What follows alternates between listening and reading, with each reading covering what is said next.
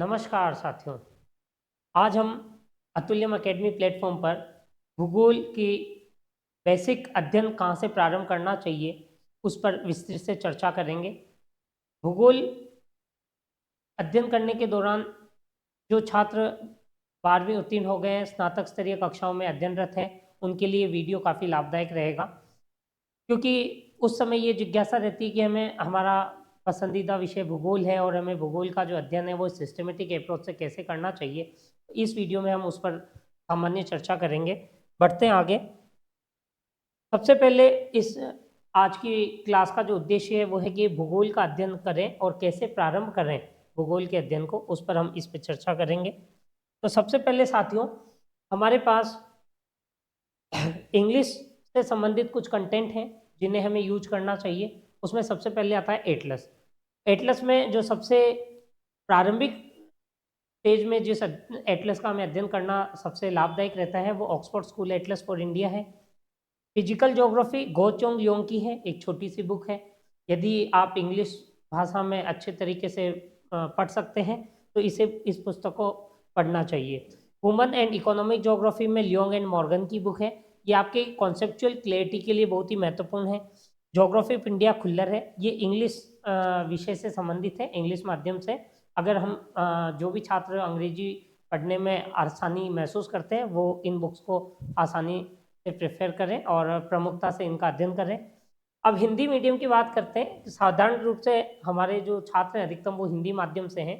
हिंदी माध्यम के छात्रों को सबसे महत्वपूर्ण है कक्षा 11 और 12 की जो राजस्थान माध्यमिक शिक्षा बोर्ड की भूगोल की पुस्तकें हैं उनका अध्ययन करना चाहिए।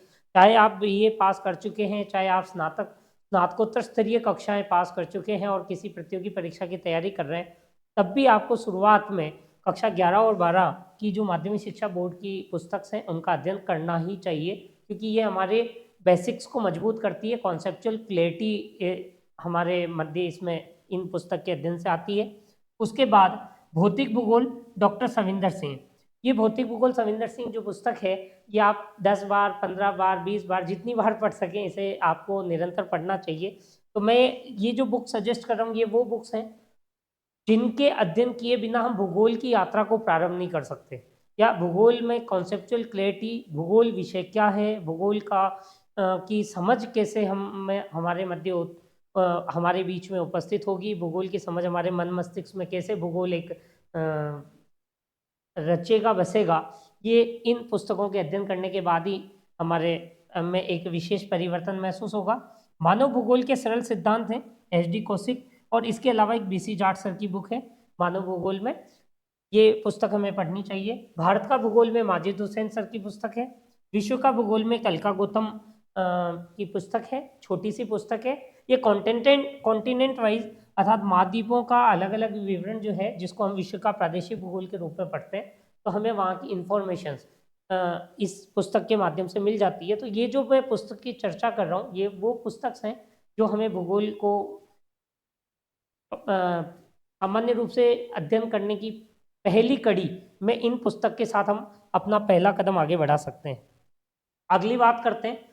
आज का हमारा महत्वपूर्ण जो टॉपिक है वो है एटलस का उपयोग या हम अध्ययन कैसे करें, क्योंकि सबसे बड़ी समस्या आती है कि भूगोल में मानचित्रों के बिना आगे नहीं बढ़ा जा सकता, और हम मानचित्रों में जो तथ्य हैं, मानचित्रों में जो इंफॉर्मेशंस हैं उनको कैसे याद रखें, कैसे उन इंफॉर्मेशंस को हम हमारी जहाँ भी भूगोल विषय में ज़रूरत हो उनको उपयोग करें।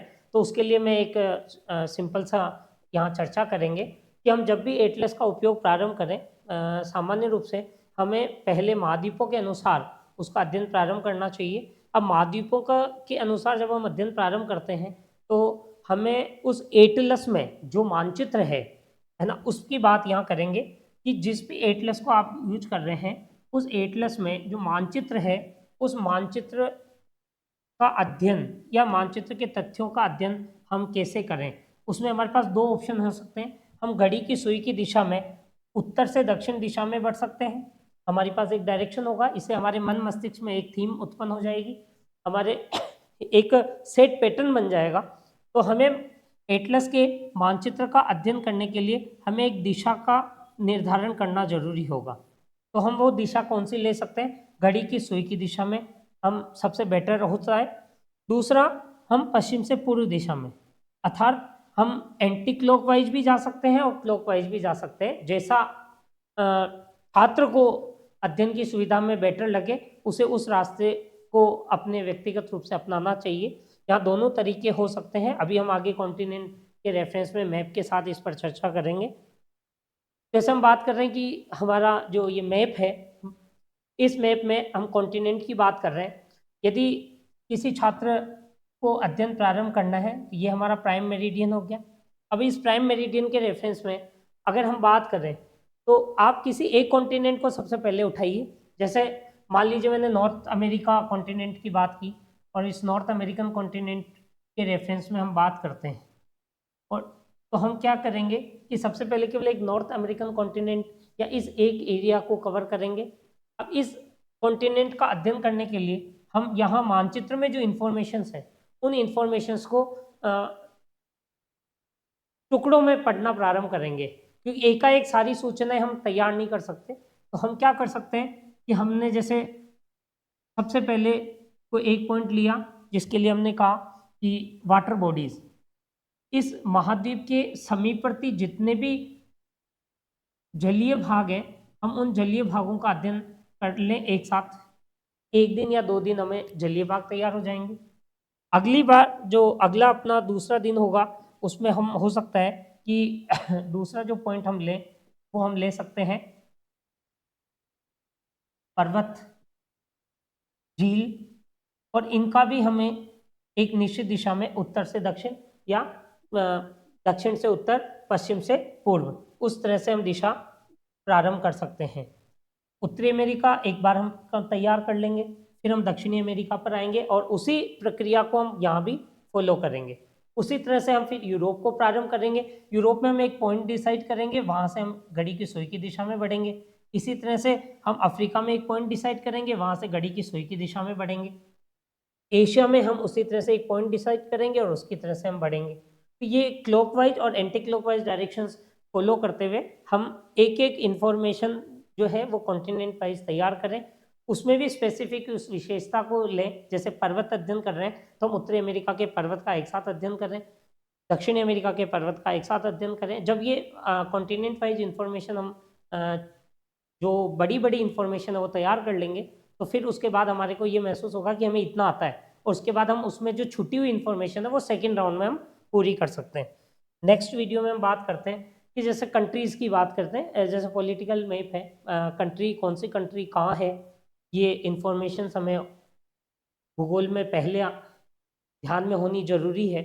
ऐसी स्थिति में हम इस मैप का अध्ययन करें तो हम क्या कर सकते हैं, जैसे कनाडा, उसके बाद United state of America, Mexico, इस एक सेट पैटर्न पे। इसी तरह से हम वेनेजुएला से प्रारंभ करें दक्षिणी अमेरिका में, वेनेजुएला गुयाना, ब्राज़ील, इस तरीके से बढ़ते हुए हम वापस कोलंबिया तक चले जाएं तो हम एक कंट्रीज़ का अध्ययन करें। इसी तरह से हम अफ्रीकी की कंट्रीज़ का अध्ययन कर सकते हैं, इसी तरह से हम एशिया की कंट्रीज़ का अध्ययन कर सकते हैं। तो जो कंट्री का अध्ययन हम कर रहे हैं वो उनमें भी हमें एक पैटर्न फॉलो करना है, तो कंट्री और उसके कैपिटल कौन सी है वो हमें तैयार करना है सबसे पहले फेज में। नेक्स्ट वीडियो में एक आप लोगों के लिए मॉडल के रूप में हम यहाँ चर्चा करेंगे कि जैसे किसी ओशियन की बात कर रहे हैं हम, यहाँ है ये पैसिफिक महासागर। अब पैसिफिक महासागर में एटलस का ये पेज है, एटलस में जो इन्फॉर्मेशन दी हुई है, क्या सारी इन्फॉर्मेशन हम एक साथ याद कर पाएंगे? नहीं कर पाएंगे। तो हम क्या करेंगे कि उस एटलस में दी हुई मुख्य मुख्य इन्फॉर्मेशन को तैयार करेंगे। आज हम जैसे अभी यहाँ एक उदाहरण के रूप में समझेंगे कि प्रशांत महासागर में जो विवरण है उन विवरणों को आप बड़े रूप के विवरणों को आप कैसे तैयार कर सकते हैं। जैसे मुझे प्रशांत महासागर का अध्ययन करना है, मुझे प्रशांत महासागर में स्थित अवस्थितियों की जानकारी प्राप्त करनी है, तो मैं क्या करूँगा, सबसे पहले मैंने इस मानचित्र में एक पॉइंट लिया, ठीक है, मैंने उस पॉइंट को हाईलाइट कर दिया।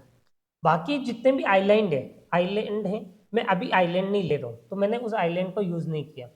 तो मैं क्या कर रहा हूँ कि जैसे ग्रेट पैसिफिक बेसिन है, मैंने एक बेसिन लिया है ना, नॉर्थ वाला, उस नॉर्थ से मैं फिर मेरी एक डायरेक्शन हो गई, उस डायरेक्शन के साथ बढ़ते हुए मैं इन सभी बिंदुओं को लेते हुए, इस डायरेक्शन में बढ़कर इन सभी बिंदुओं को लेते हुए ईस्ट पैसिफिक राइट तक का एक वक्र कवर कर लूँगा। ये एक एरिया मेरा एक सेट हो गया है माइंड में कि मुझे प्रशांत महासागर के किन किन बेसिन को एक साथ अध्ययन करना है। ये पॉइंट्स मेरे पास दिमाग में हो गए। होगा क्या, इससे आपको सारे के सारे जो तथ्य हैं वो एक साथ याद रहेंगे, आसानी से दिखाई दे जाएंगे। उसके बाद जो मिडिल पार्ट है, उस मिडिल पार्ट को मैं सेकंड ऑप्शन में रखूँगा। तो मैं सामान्य रूप से ये जो हमारी जो रेखा है, अंतर्राष्ट्रीय तिथि रेखा, इस तिथि रेखा के और ईस्ट पैसिफिक रीज के मध्य का जो भाग है उसे एक मध्य प्रशांत के रूप में मैं अलग से निर्धारित करूंगा, ताकि मैं बाइफरकेट कर पाऊँ कि कौन सा जो फील्ड है वो किस दिशा में है, उत्तर में है, पूर्व में है, दक्षिण में है, पश्चिम में है, किस दिशा में है। उस आधार पर हम इसका निर्धारण कर पाएंगे। अगला जैसे ऑस्ट्रेलिया के समीपवर्ती भागों की हम बात कर रहे हैं, इधर एशिया के समीपवर्ती भागों की बात कर रहे हैं, तो हम इसको एक क्रम के रूप में लेकर अध्ययन कर सकते हैं। तो ये हमारा एक महासागर का अध्ययन करने का 3 तरीके हो गए, जिसके माध्यम से हमने एक महत्वपूर्ण तथ्यों को लिया। मतलब महासागर का अध्ययन कर रहे हैं, महासागर का अध्ययन हम 3 खंड में उसे विभाजित करते हुए कर सकते हैं। पूर्वी भाग, पश्चिमी भाग, उत्तरी भाग, दक्षिणी भाग या मिडिल पार्ट, जैसा आपको एटलस का अध्ययन करते समय उचित लगे। हम इस पर डिटेल में एक एक कॉन्टिनेंट लेकर आगे के चैप्टर्स में अध्ययन करेंगे। आज का जो हमारा वीडियो है वो केवल ये है कि छात्र जब घर पर अध्ययन करें तो उसे अपने अध्ययन को प्रारंभ कहाँ से करना चाहिए, बेसिक इन्फॉर्मेशन के लिए एक उदाहरण के रूप में आपके सामने ये तथ्य रखा है।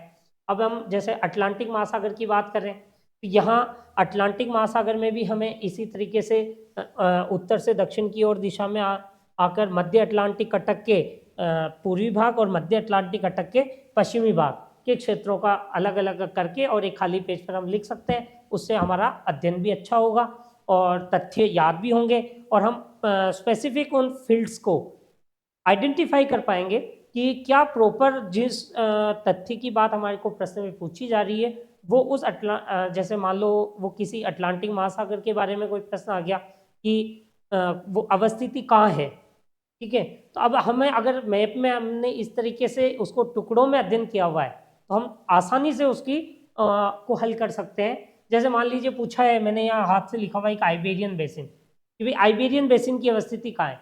अब आइबेरियन बेसिन की अवस्थिति कहाँ है ना, केप वर्डे आइलैंड कहाँ है ना। तो अब ऐसे जब प्रश्न पूछे जाएंगे उसकी अवस्थिति कहाँ है, तो जब हम इनको एक निश्चित दिशा के रूप में अध्ययन करेंगे और उस एटलस के मैं ये मानता हूँ कि 1 घंटा प्रतिदिन आप एटलस को लेके बैठिए और एक कॉन्टिनेंट का वाटर बॉडीज आपने लिया है तो मुश्किल से 10 या 12 वाटर बॉडीज आपके पास होगी, एक कागज़ में आप लिख लेंगे, उनको देख लेंगे, एक क्रम हो जाएगा और याद हो जाएगा। तो हम भी इसमें यूट्यूब चैनल के माध्यम से जो फाउंडेशन कोर्स है हमारा जो अब लॉन्च करेंगे हम, उसमें फाउंडेशन कोर्स में मुख्य रूप से हम इसी मैपिंग प्रोसेस से ही आगे बढ़ेंगे, जो कि स्कूल लेक्चर के लिए भी आगे आने वाली भर्ती परीक्षा के लिए बहुत ही लाभदायक रहेगा। और साथ ही साथ उन छात्रों के लिए जो स्नातक से स्नातकोत्तर स्तरीय कक्षाओं में भी अध्ययन कर रहे हैं, उनको भी हम एक डायरेक्शन देना चाहते हैं कि आप चाहे अपने घर पर ही अध्ययन कर रहे हैं, आपके पास बुक्स हैं, मटेरियल आजकल इतनी अधिक मात्रा में उपलब्ध है कि कोई दिक्कत नहीं होती, बस उसके एक डायरेक्शन के साथ वो अपने घर पर उन पुस्तकों का किस तरीके से सही यूटिलाइज करके अपने लक्ष्य को पा सके, उस पर हमारा एक प्रयास है।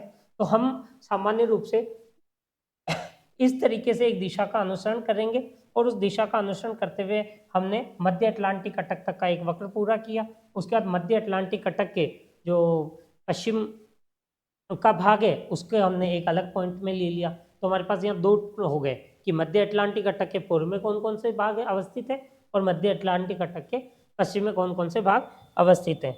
नेक्स्ट वीडियो जिसमें हिंद महासागर, इनको हम डिटेल में एक एक वीडियो इनका मैं सेपरेट अलग से लेके आऊँगा। आज केवल एक फाउंडेशन पेज की जनरल इन्फॉर्मेशन है कि प्रारंभ कैसे करना चाहिए, इसलिए ये सामान्य रूप से ये चर्चा हम इसमें कर रहे हैं। हिंद महासागर में भी आप देखिए कि जो भारत का भाग है ये मुख्य भूमिका निभाता है। हमारे पास 2-3 ऑप्शन हो सकते हैं, हम इसके टुकड़े कर सकते हैं कि जैसे कन्याकुमारी से लेकर जो ऑस्ट्रेलिया की तरफ वाला भाग है, इस भाग में उत्तर से दक्षिण कौन कौन से द्वीप पाए जाते हैं, कौन कौन से बेसिन हैं, उनका हम अध्ययन कर लें। इसी तरह से हम अरब सागर की में कौन कौन से मुख्य बेसिन हैं उनको एक अलग यूनिट में अध्ययन कर सकते हैं, पढ़ सकते हैं।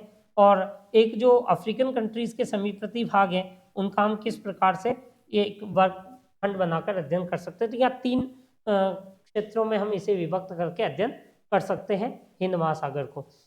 हम इनमें जो कटक्स हैं उन कटक्स को भी उत्तर से दक्षिण के क्रम में अध्ययन कर सकते हैं कि कौन सी कटक पहले आएगी, उसके बाद कौन सी कटक आएगी। तो उत्तर से दक्षिण जब हम कटक्स को लिखेंगे, है ना, तो हमारा जो अध्ययन है वो भी सिस्टमेटिक होगा, समझ में आएगा और आपको याद भी आसानी से हो जाएगा। इस तरीके से हम क्योंकि एक ही वीडियो में सारे कॉन्टिनेंट हो नहीं सकते, हम एक एक कॉन्टिनेंट को, एक एक ओशियन को अलग से सेपरेट उनके छोटे छोटे पॉइंट्स के साथ डिफाइन करेंगे आगे नेक्स्ट वीडियो में। आज का जो एक जनरल उद्देश्य था हमारा कि किसी छात्र को किस तरह से अध्ययन करना चाहिए और केवल एटलस पर बेस था, इसलिए मैंने केवल 3 मैप आपको उदाहरण के रूप में बताएं।